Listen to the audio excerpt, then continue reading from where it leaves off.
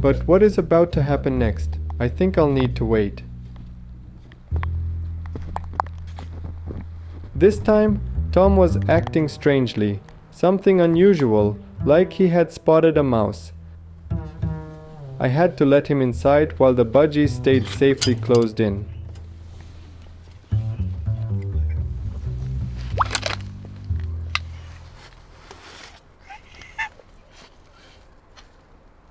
Right away he spotted a hole I hadn't noticed earlier.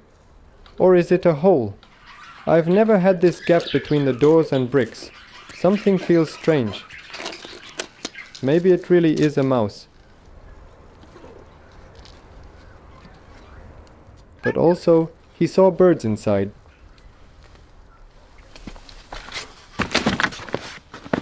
Good job, Tom. I need to test this theory in the morning. It's getting very late. If it turns out to be a mouse that got inside, then I'll have a huge problem for my birds and for keeping them in this aviary in the future. The snow is still falling and it's expected to be freezing cold overnight. Last spring, I found a mouse in front of the aviary doors. I caught it using my 3D printed mouse trap and safely released it into the wild.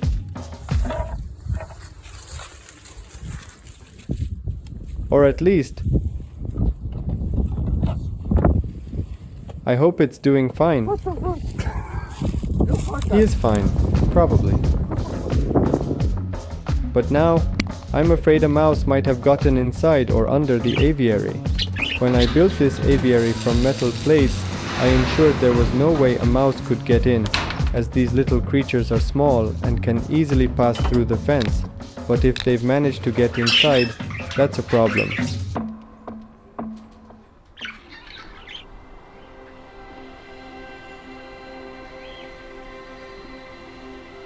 The next morning was incredibly cold. I can't even describe how cold it was. While filming, my fingers froze.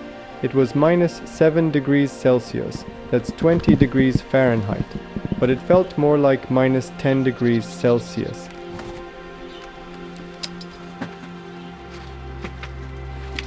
Everything seemed frozen in time. You're probably wondering, are the budgies alive inside the aviary? And what about the potential pest problems? This shredded linoleum, I thought it was from the female budgies searching for a nest.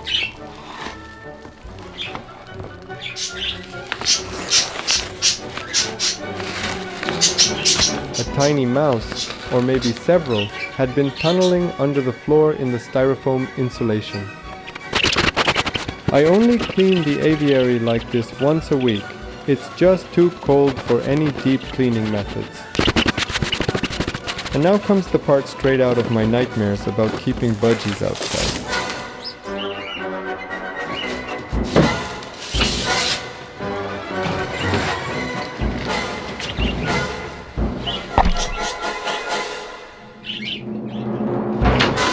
There's only one way I can see to fix my pest problem.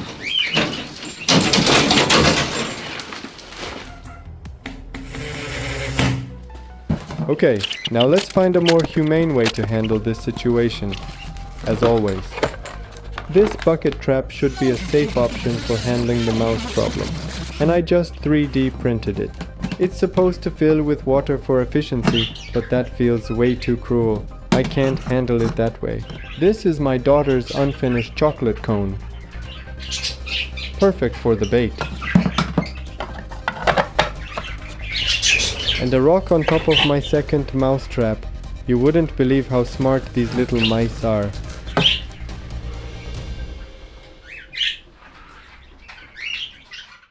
At least there were no changes the next day in front of the door.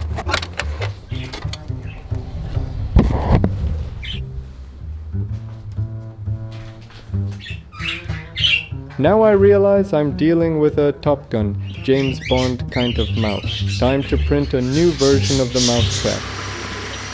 If this doesn't work, I don't really have any other plan to remove them safely. By the looks of it, I don't think this will outsmart the little mouse.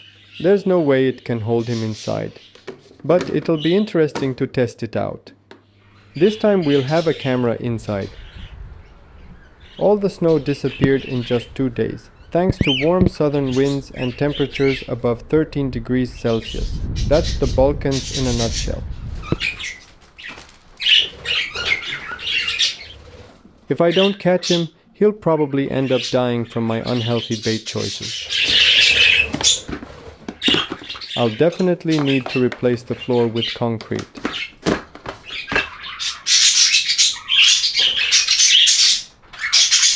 At least I'll finally know how many mice I'm hosting inside.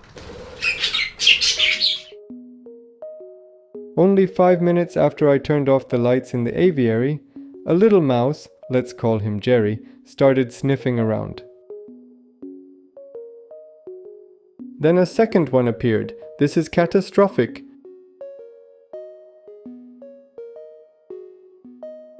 When I think about it, I created the perfect environment for a mouse. I built plywood walls, but there's a gap between them and the metal sheeting, perfect for hosting a mouse colony. Speaking of a colony, I have 3 mice inside. Great, just great!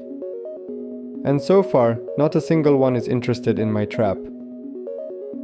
Until Jerry, the smart one. And he finally figured out how to open the door. I hate you, Jerry. But Steve, on the other hand, is the dumb one. He walked right into my first trap, which has proven to work great.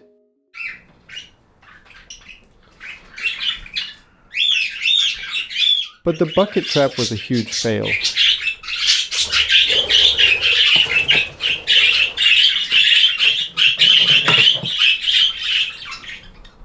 But I must admit, Steve is the cutest in the family. I will release him into the wild. Let nature be the judge.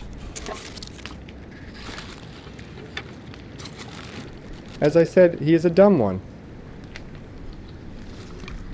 I had no choice but to design my own mouse trap, thanks to the Jerry, fixing the flaws of previous designs.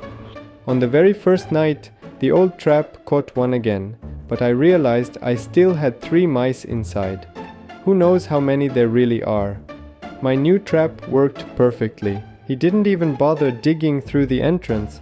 But wait, that means there's something more interesting underneath. What could it be? And finally, Jerry, you sneaky little son of a gun, I caught you. But is this Jerry? Wait, it's not. By morning, thanks to Jerry's intel and instructions, his buddies finally found a way out. But how?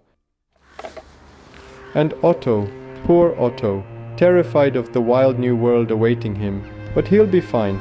After all, he's a mouse. Jerry, you want war? You'll get one. Finally, everything is going smoothly. The second one is inside. Now we have only Jerry to catch. Just Jerry left. We got him!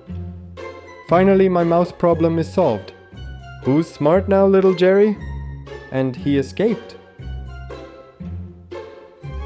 And to show how dumb I am and how smart he is, he's just playing with my trap. But I must admit, he is the most intelligent mouse of his kind, and I respect that. But he is not alone. There are more of his buddies. 2 caught, 2 escaped. I'm done with playing games.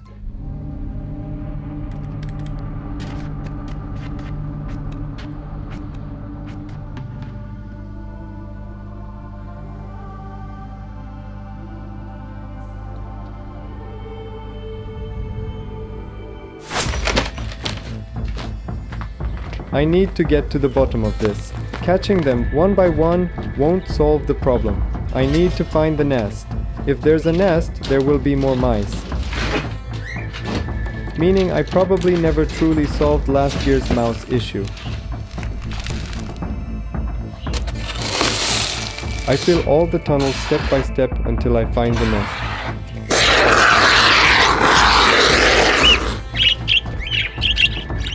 All the walls need to be checked, everything.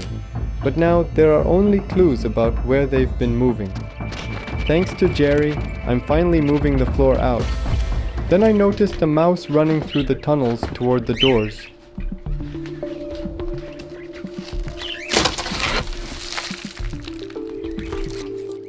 This looks like the main avenue for mice moving across the aviary. I focused the whole time on the wrong side of the aviary. It never occurred to me that they were right next to the door.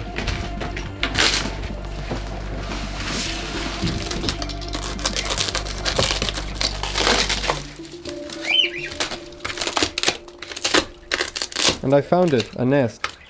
But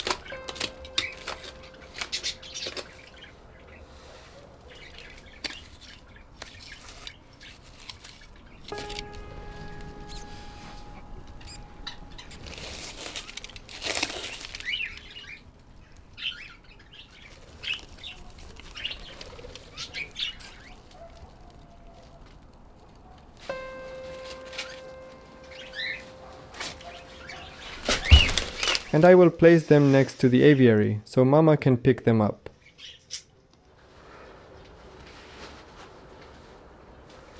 It's not over. I found the source of the problem, and it's the entrance. This is where they've probably been entering all year, and now back to the beginning. When I was building the aviary, one thing was missing, a doorstep. I only placed 10 centimeters of styrofoam, thinking they wouldn't dare to dig through, but they did. After sealing all the holes they made and ensuring there are no mice inside, I'm finally doing what I should have done 2 years ago, making a mice-proof doorstep.